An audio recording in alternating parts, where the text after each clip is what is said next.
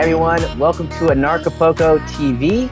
We have another special guest today, a speaker who's going to be joining us right now. My name is David Rodriguez. I'm the community facilitator for Anarchapulco, the premier Liberty conference in the world. We're so excited to be going on our 6th year here, and the conference is February 10th to the 20th, 2020. So I hope you'll join us. But joining us live is Miss Sherry Peel Jackson. And she has a very exciting story, very powerful as well. So we're going to have a nice little chat so you guys can meet her before you meet her in real life in Acapulco. So we have a few things, very exciting topics to talk about today. But Sherry, if you would you share a little bit about yourself for some of the people who might not know you or your story? Just give them a quick background. Sure. I live in Atlanta, Georgia. Well, actually Stone Mountain, which is a suburb. And I used to work for the IRS. I was a CPA and a certified fraud examiner. Took a job at the IRS back in 1988 and thought I was doing my country good, did what all employees do. And then people started questioning me after a while. Hey, have you heard that this isn't right? So you hear that a little bit, and then I started hearing it more and more. And when I started hearing it more and more, I still kind of said, okay, well, something might be wrong here. But I kept trudging along. Eventually, I quit my job at the IRS, and it wasn't because I heard anything. It was just because I wanted to be home with my family. I had little kids and all that. But when I quit, then everybody was coming out of the woodwork. They were no longer afraid to ask me questions. So I got challenged on whether we, as people that live and work in the United States, are required to file an income tax return and pay an income tax. Then I found out that there were others looking into it. So there's a group called We the People Foundation for Constitutional Education up in New York that was putting full-page ads out in the USA Today. This was back in 2000. I quit the job in 95. But in 2000, it got to the point where all this information started flooding in, and I started doing research. And my research led me to believe that we are being defrauded. This is a major problem. I actually felt like the rug had been pulled out from under me. I felt like all these years I was paying all this money and it wasn't going towards helping the country. The Grace report, the Grace Commission report tells you that not one nickel of the money that's collected in income tax goes towards running this country. It's going towards the Federal Reserve people. So I started researching that. And boy, oh boy, I read Ed Griffin's book called The Creature from Jekyll Island. And I think I just turned red because I was so angry at the deception that has been going on for centuries.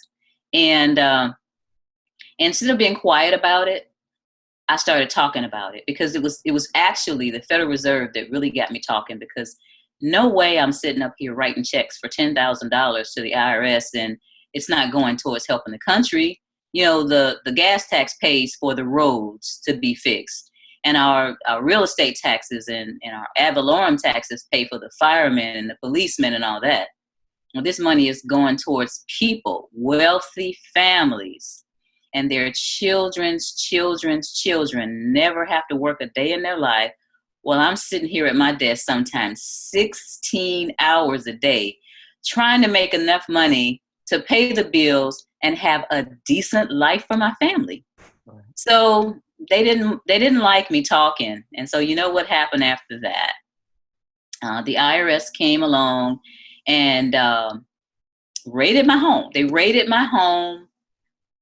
They were here from 7:45 in the morning till 5 o'clock. They had me at gunpoint because, see, by then I had been speaking out a lot, and myself, Joe Bannister, John Turner, and others were crisscrossing the country telling people, we're not telling you what to do, but this is what we learned.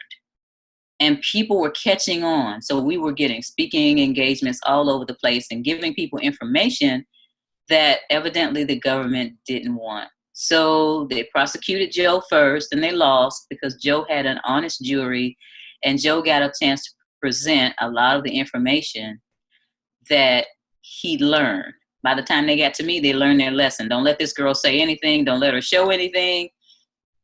and they didn't have any felonies. They were here all day and they got 32 boxes. But once they went through the boxes, they just realized that we were just a homeschooling Christian family that wanted to get to the truth and wanted to keep what we earned. So they brought me up on misdemeanor charges called willful failure to file. And because the jury is already afraid of the IRS, and because I didn't get to say the things that I wanted to say, they convicted me and gave me a 4-year prison sentence on a misdemeanor. That is unprecedented. But see, my mouth was too big and I had too many letters behind my name. That credibility was there, and it started people questioning.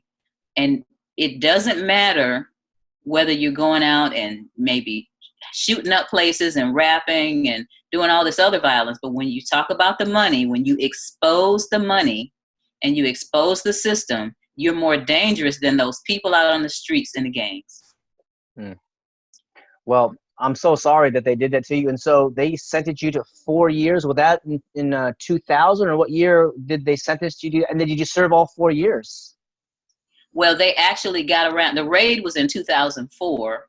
They actually got around to bringing me to trial in 2007. It took them that long to figure out that they weren't going to find a felony.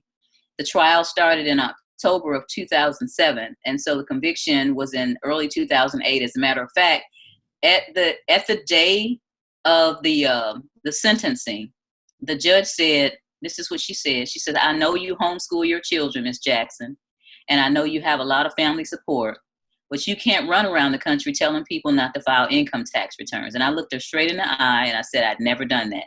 Now, that's not what I was charged with, but that's what they wanted me to go for, because I was telling people the truth.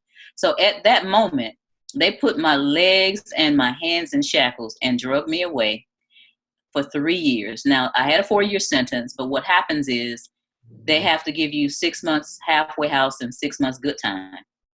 And they let me out the 3 years to the day that I got in, because they wanted to make a point and they wanted me to shut up. But all they did was give me an extra topic to talk about, which is the prison industrial complex. Ooh.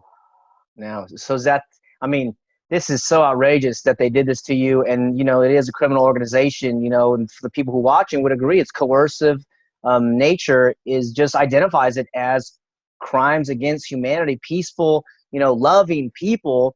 And so this is why you're going to be on the main stage. So we're so grateful that you're going to come share a message with our audience members about the depths of the story. And so I guess you speak about the prison industrial complex as well. Is this one of the things that you're also speaking about, the IRS income tax and the prison industrial complex? Well, sometimes I get a chance to talk about it. I've written some books about it. I've let people know what's going on in there. And this is about money. You know, it's one of the top money-making things. And they have so many private prisons. For a while, I was in a private prison that is managed by the same people that manage Guantanamo Bay. They are making hand over fist by putting people in prison. So there's an incentive to lock up as many people as possible. And sometimes they have quotas. Like, you got to have this place 95% occupied. So they'll lock up people just for doing crazy stuff, just simple stuff, because they need those beds full. This is a money-making thing. It doesn't have anything to do with race. It doesn't have anything to do with class. It's just get the money. So people need to understand that. And yes, I do speak on that. Yeah. I saw a figure, I think yesterday, in fact, where it shows how the United States have 5% of the world's population, but 23% of the world's prison population, which is more than China, you know, communist China, more than Russia, more than any other, you know, quote, evil government. It's actually the government that we're a part of, or has seized, you know, their citizens here. And so your work at the IRS, that's at a federal level. So you were able to conclude that there's no federal law that requires people to pay at the federal level. And I guess state by state, is that also different, or are those state laws, you know, just imaginary, you know, fictions that they made up as well? Well, if you notice, most state tax returns start off with what is your federal income, adjusted gross income. So, you know, although the Constitution says that the states are supposed to be in charge, they're no longer in charge. The Constitution has been flipped on its head. The monetary system was supposed to be in Congress's hands, and they gave that over to the Federal Reserve. So it's just, it needs to be turned back around. The house needs to be cleaned, and all of the rats and roaches need to be put out. Right. Yeah, no, I have a buddy who had his bank accounts frozen in California for not filing. They say based on the income, because you have an employer and they send the payroll taxes to the state, they seized his bank account. And so each of these states, it's all a giant money-making scheme. And I mean, I guess if you're the families behind it, maybe if you're immoral and, have no compassion for other people, people might do that same thing as an opportunity, and this is some of the names that we've seen, like the Rothschilds or Rockefellers, these guys. And what's so, I guess, humorous in some ways is that the interview that Jeff Berwick, the founder of Anarchapulco, did on, I think it was Fox Financial News, maybe 8 or 9 years ago. They were asking about Bitcoin. He said, hey, nobody knows who the founder of Bitcoin is. And in his straight face says, we don't know who the founders of the Federal Reserve is.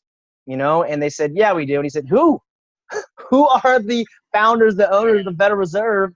And the pundit didn't know, because it's like private information, and we can, surmise who these families are. Or have you gone down that road? Have you able to identify the prospective families or people that are behind the Federal Reserve? Well, the starters, in Ed Griffin's great book, The Creature from Jekyll Island, it talks about who went down to Jekyll Island to plot this devilish plan. And so those are the Rockefellers, the Rothschilds, and some others. And right now we don't know who's in charge, but we know that they get to pick who's going to be in charge of a whole bunch of stuff. So it's that, I don't know whether they call it the deep state or all that, but these people at the top, they want to stay invisible. And that's what's been going on. And they keep us fighting each other. It's a shame how we can't get together as a nation and realize that we are the ones being duped. We are the ones being raped on a daily basis. So this needs to be continuously exposed. There are a lot of great movies out there and documentaries now. I started this trek back in 2000, and now here we are in 2019. There are a lot of great movies and people speaking about it. So people don't have a lack of information. It's just a matter of where they're being drawn to. People would rather watch a soap opera or a sitcom than go and watch a documentary telling them what's really going on, because we're gripped by fear. This country has turned into a very, very fearful place. Right. And there's no place for fear when your family, there was something that Thomas Paine said. He said, if there be trouble, let it be in my day, so that my child may have peace.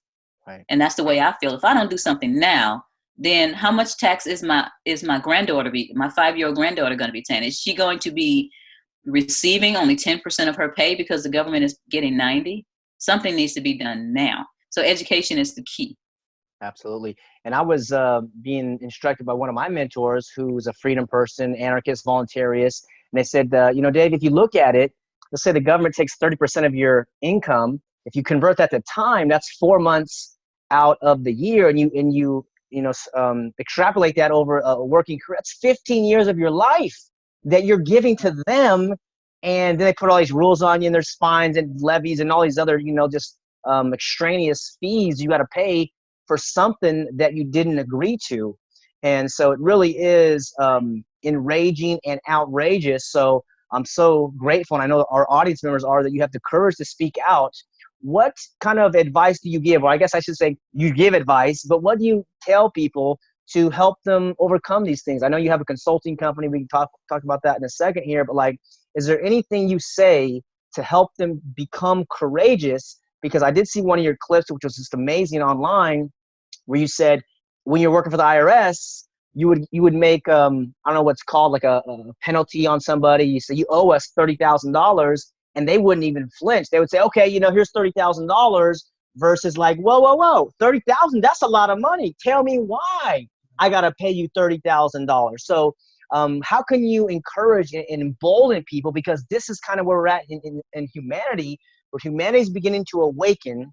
And the IRS is one of the feared organizations, and people in my family are, putting fear on me, for my, positions on such. But it's like, if I didn't sign a contract if these guys are out of line, then like you said, at what point do we actually draw a line in the sand and say, this is immoral, you guys are criminals, I'm not going to participate, and so here's what I'm going to do, versus letting my kids or grandkids have to face the huge tsunami of 80%, like you mentioned, 90% theft of their money. So how do you embolden people without entangling yourself any further, or what do you tell people? Well, there are three types of people, David. Number one, you've got the people that are going to just do whatever the IRS says. You got people that say, I don't care what the real law says. I care what the IRS is going to do to me. And those people are going to continue to file a tax return. Then you got the people that says, hey, I want to keep what's mine, but I don't want to risk, losing my family and losing my assets. To those people, I tell, get yourself a business, get yourself together.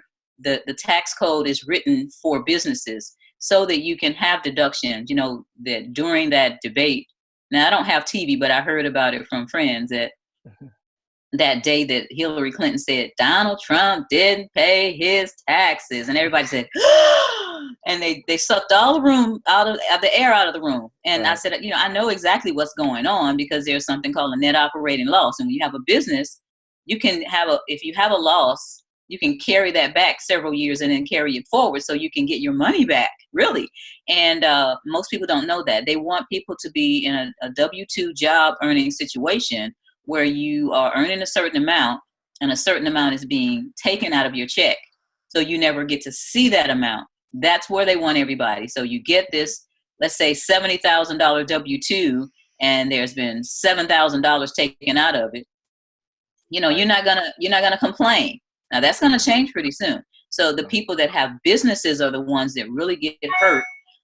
Glad that we got a little bit of break with the tax law that came in 2018 with Donald Trump. But what needs to happen is people need to learn how to manipulate the tax code, just like the wealthy people, just like the business owners. Yeah. I've heard a statistic that said that over 80% of businesses don't pay taxes. I just saw something recently that said, I believe Amazon and Netflix and some of those, they don't pay taxes. They have these losses all the time because they know how to they know how to write off everything but the kitchen sink. So I teach the people who are afraid, that are too afraid to make an outward stand, instead of trying to cut the head off the beast with a knife like I did, with a sword, starve the beast by keeping more of the money that you earn. Then you got this smaller set of people that say, I'm not doing anything, I'm not filing. If you have a W-2, eventually they're going to get to the company that you work for and take out a lot of money. And the company is going to acquiesce to that. I've had people that says, I wasn't having any tax taken out. And then the IRS told the company to take this money out. And now they're doing it. And if you fight them, they're going to fire you. I know 2 people that have gotten fired because they fought the legal department, and they're trying to teach what we know as the law to a company is not going to work, because they're going to comply with the IRS. So those who want to fight, they need to know the consequences.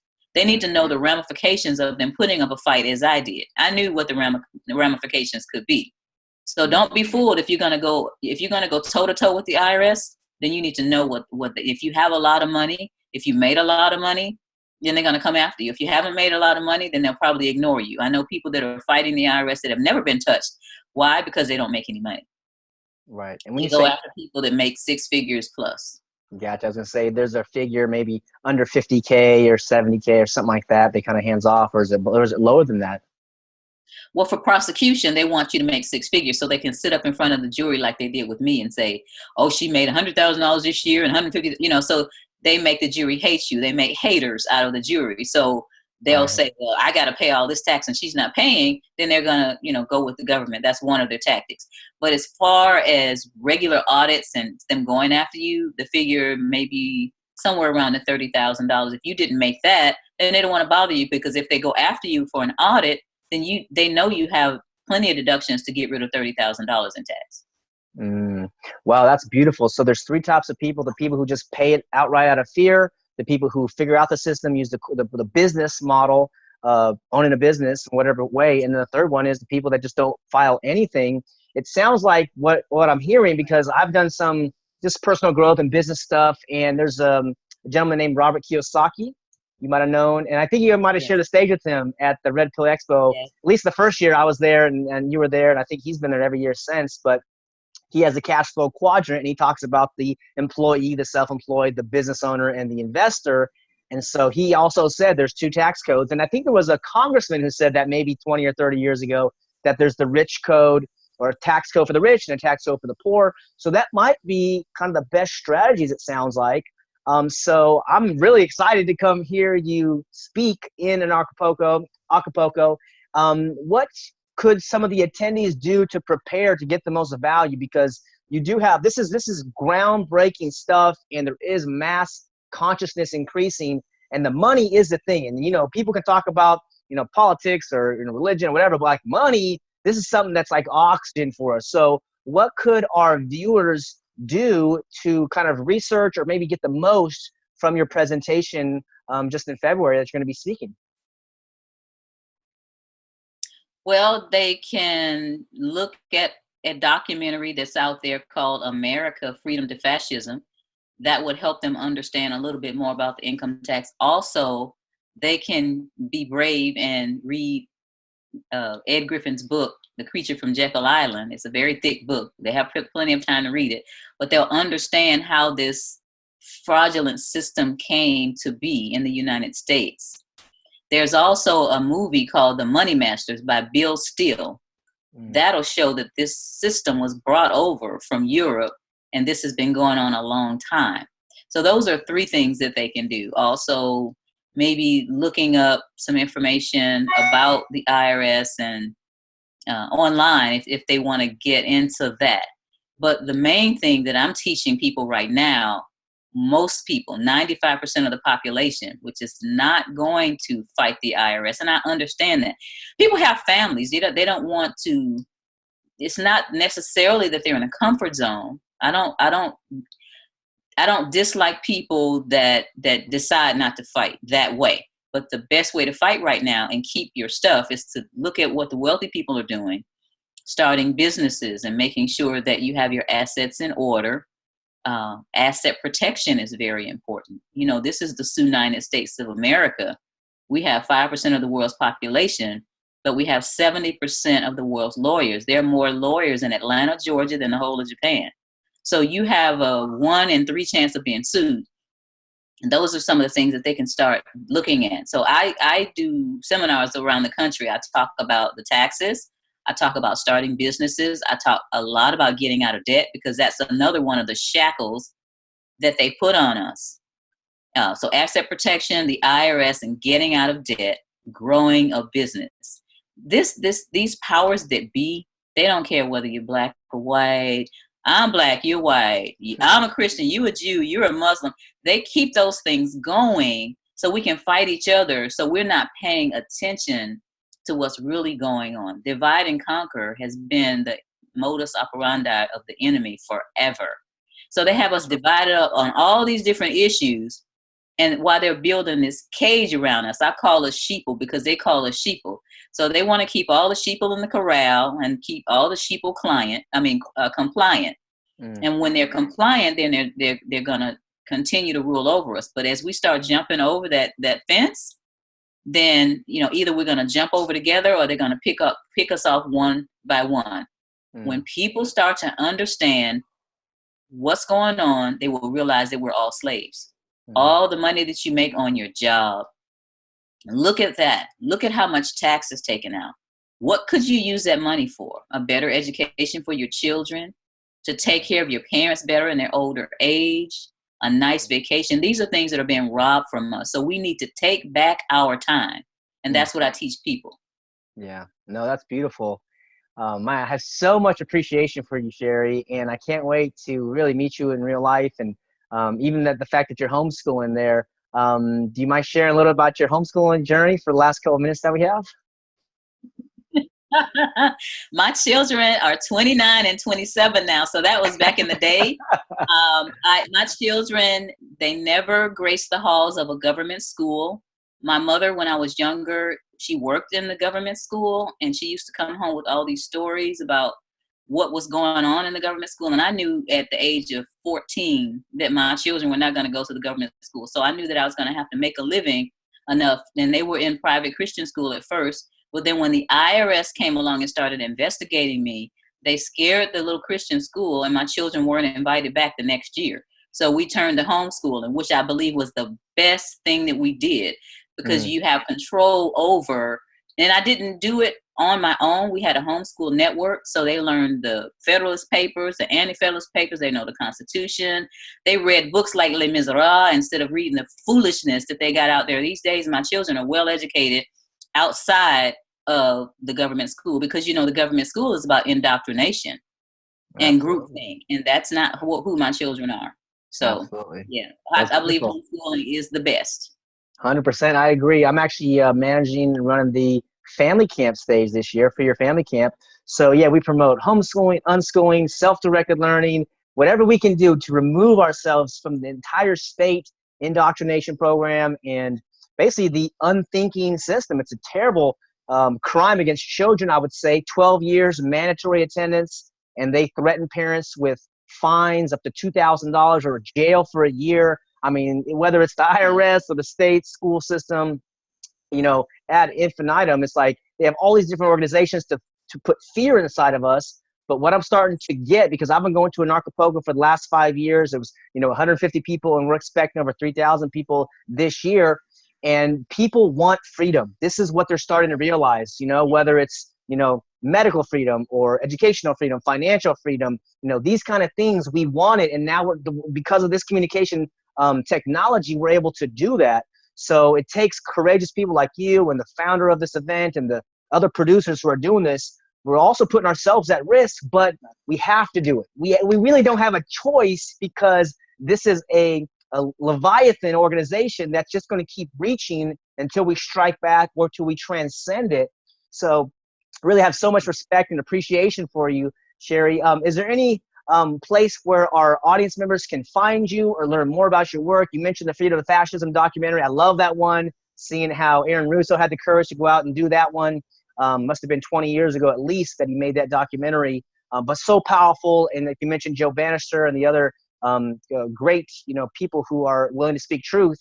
Where can people find you and connect with you, maybe online or your website, and then that way they can learn more about you before they meet you in Acapulco? Well, I have a website, sherrypljackson.com. I'm all over Facebook. I've got a YouTube channel, so I'm out there trying to teach people. So the social media, I'm not really good at it. I do have help, but the website and the social media pages are out there, and I do post when I can, and I put videos on there and update people about what's going on. Beautiful. I guess the last lingering question I have to ask you, first of all, this is your first year to Anarchapulco, is that right? Yes. Very cool. And do you identify as a voluntarist, anarchist, libertarian, something else, not labels? How do you, when somebody asks you, your political, identifier, like, what do you say? Or is that still a kind of an evolution for yourself? No, I'm a truth seeker.